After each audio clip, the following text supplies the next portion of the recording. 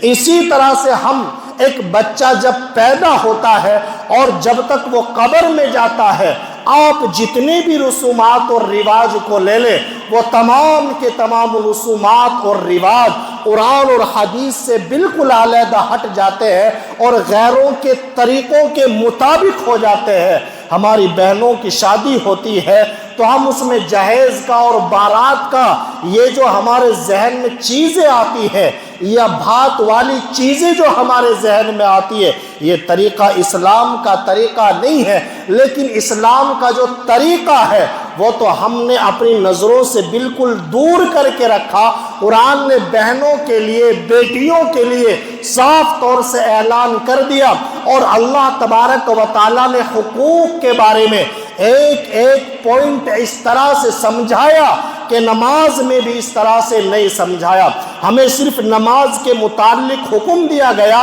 کہ سورج کے نکلنے سے پہلے نماز پڑھو، ڈھلنے کے وقت نماز پڑھو۔ اقم الصلاۃ لدلوک الشمس الی غسق اللیل وقرآن الفجر، یہ نہیں بتایا کہ فجر کی نماز میں 2 رکعتیں پڑھنی ہے۔ ہمیں نماز پڑھنے کا طریقہ احادیث سے ملا، لیکن قربان جائے اللہ تبارک و تعالیٰ کے اس کلام پر جب بات معاملات کی آتی ہے، جب بات بٹوارے کی اور وراثت کی آتی ہے، تو اللہ نے صاف صاف فرما دیا، یوصیکم اللہ فی اولادکم للذکر مثل حظ الانثیین فإن کن نساء فوق 2 فلہن ثلثا ما ترک وإن كانت واحدہ فلها النصف ولأبویہ لکل واحدہ منہما السدس۔ فرض نمازوں کی رکعتوں کے بارے میں بھی اللہ نے قرآن میں نہیں بتایا، ہمیں حدیث سے پتہ چلا، لیکن جب بات بٹوارے کی آتی ہے تو اللہ نے فرما دیا اگر تمہارے بہن ہے تو اس کو کتنا حصہ ملنا ہے، تمہارے باپ ہے تو اس کو کتنا حصہ ملنا ہے، اگر ماں زندہ ہے تو اس کو کتنا حصہ ملنا ہے، بھائی ہے تو اس کو کتنا حصہ ملنا ہے، کس کا کیا حق ہے۔ قرآن نے 1/3، 1/4، 2/3 ایک ایک پائی کا حساب کر کے قرآن کریم میں اللہ تبارک و تعالیٰ نے یہ تمام کی تمام چیزیں فرما دی، لیکن ہم نے قرآن سے اپنے مسائل کو حل نہیں کرایا۔ ہم نے بیاہ شادیوں سے لے کر اگر کسی چیز کو پکڑا ہے تو وہ غیروں کے طریقوں کو پکڑا ہے،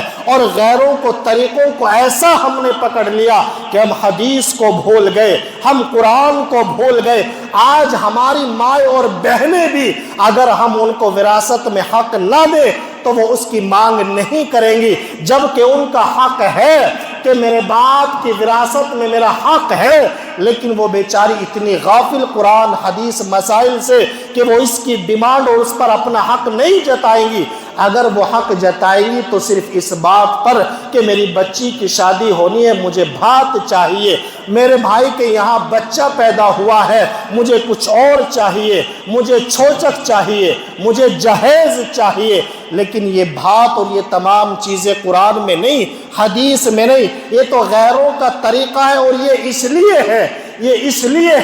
اس لیے کہ قرآن کریم میں اور مذہب اسلام نے آج سے 1450 سال پہلے ہی باپ کی وراثت میں اپنی بچی کا حصہ بھی حق اور برابری کا دیا ہے۔ یہ ایسا حق دیا ہے جبکہ آپ اپنے ملک ہندوستان کی بات کریں، جس ہندو مذہب کے مطابق یہ بات تھی کہ جب تک بچی اپنے باپ کے گھر پر ہے تو باپ پہ ساری چیزوں کی ذمہ داری ہے، لیکن بچی جیسے ہی شادی شدہ ہو گئی اب اس کو باپ کی وراثت سے کوئی چیز نہیں ملے گی۔ اور یہ بہت لمبی چوڑی بات نہیں ہے، یہ قانون اور یہ ایکٹ بھی صرف ابھی بنا ہے ہندو لا کے مطابق 2005 میں، کہ اب ملک ہندوستان میں رہنے والی اور پیدا ہونے والی ہر بچی کو شادی کے بعد بھی باپ کی وراثت میں سے حق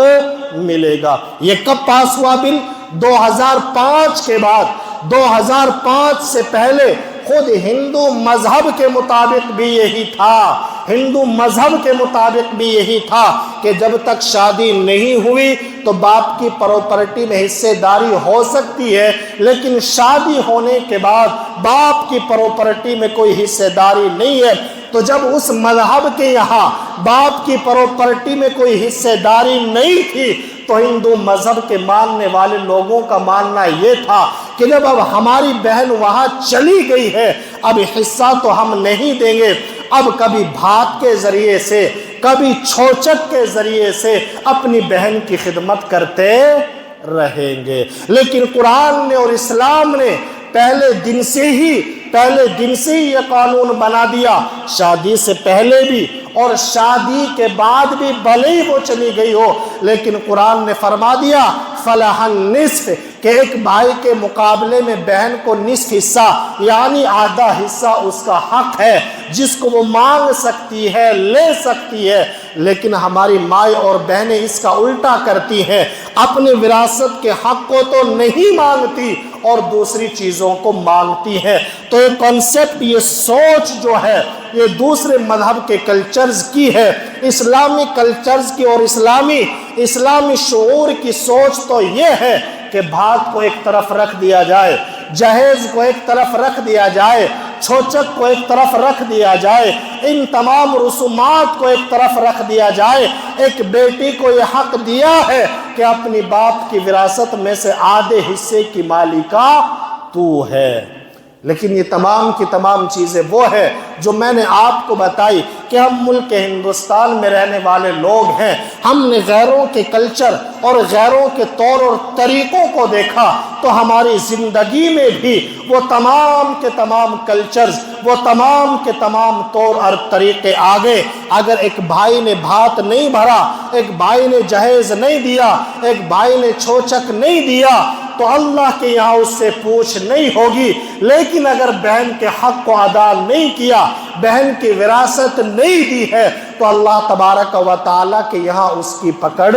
ہو جائے گی۔ اس لیے میرے بھائیوں، شریعت کے مطابق اپنی زندگیوں کو گزارنے والے بنو، قرآن اور حدیث کے مطابق اپنی زندگیوں کو گزارنے والے بنو۔ اللہ کے نبی نے فرمایا جب لوگ قرآن اور حدیث کو چھوڑ دیں گے، سنتوں کو چھوڑ دیں گے تو پھر طرح طرح کے فتنے، طرح طرح کی رسومات اور رواج اس قوم کے اندر پیدا ہو جائے گی۔ آج جو طرح طرح کی رسومات پیدا ہے، بہت سارے لوگ چاہت بھی کرتے ہیں، کھڑے بھی ہوتے ہیں، تنظیم بھی بنتی ہے، کمیٹیاں بھی بنتی ہیں کہ ان رسومات کو ختم کیا جائے، جہیز کو ختم کیا جائے، چھوچک کو ختم کیا جائے، اسی طرح سے ان تمام چیزوں کو ختم کیا جائے۔ اس کا ایک ہی حل ہے، آپ لاکھ جلسے کریں، لاکھ کوشش کریں، لیکن اس وقت تک آپ ان رسومات کو ختم نہیں کر سکتے جب تک آپ اگر جہیز لینا ختم کرتے ہو، اگر آپ یہ چاہتے ہو کہ چھوچک بند کیا جائے، آپ یہ چاہتے ہو جہیز بند کی جائے، آپ یہ چاہتے ہو کہ بارات کو بند کیا جائے، تو صرف ایک طریقہ اپنا لو کہ اپنی بیٹیوں کو اپنی وراثت کا حصہ دینا شروع کر دو، خود بخود ہی یہ ساری چیزیں ختم ہو جائیں گی۔ اپنا لو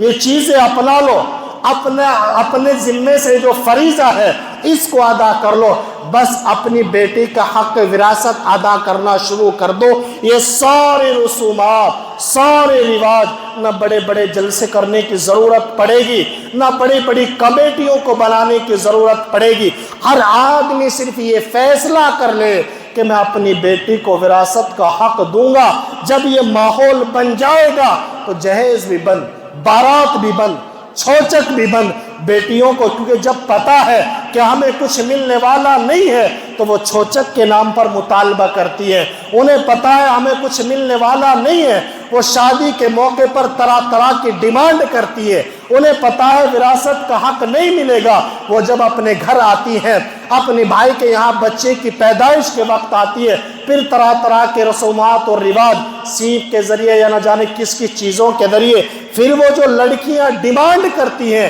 آپ سے لینے کی، وہ تمام کی تمام چیزیں ختم ہو جائیں گی۔ صرف قرآن کے مطابق اور حدیث کے مطابق اپنی بچیوں کو وراثت میں حصہ دینا شروع کر دو۔ یہ ساری رسومات